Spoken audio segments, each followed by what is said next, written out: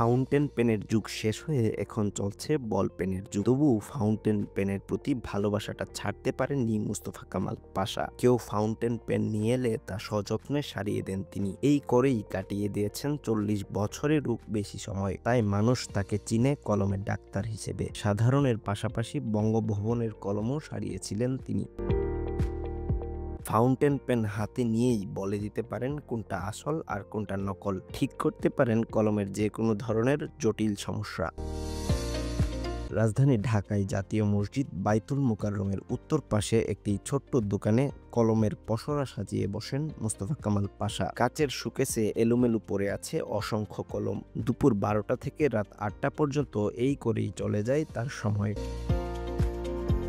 একসময় বাইতুল মোকাররম মসজিদ মার্কেটে যাত্রা শুরু করে বেশ কয়েকটি কলমের দোকান। সেগুলোর মধ্যে একটি ছিল মুস্তফা কামাল পাশার খালাতো ভাইয়ের। 1985 সালে সেই দোকানে বিক্রয়কর্মী হিসেবে কাজ নেন তিনি। সেই থেকেই শুরু হয় তার ফাউন্টেন পেনের সাথে দীর্ঘদিনের পথ চলা। 6 মাস দোকানের কাজ করে কলম সম্পর্কে ভালো ধারণা আসে তার। সে সময় তাকে করতে হতো কলম মেরামতের কাজ।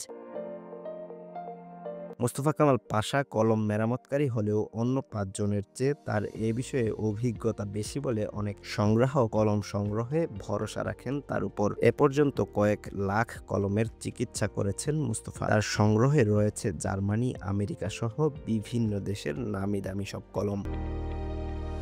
কলম সারানোর কাজ সহ এ দোকান থেকে বিক্রি করেন ঝর্ণা কলম ছাড়াও নিত্যদিনে ব্যবহৃত বল পেন, মার্কার পেন এবং রঙিন কলম। কেউ যদি ফাউন্টেন পেন সংগ্রহ করতে চায় সেক্ষেত্রে মুস্তফা কামাল পাশা হতে পারেন ভরসার জায়গা।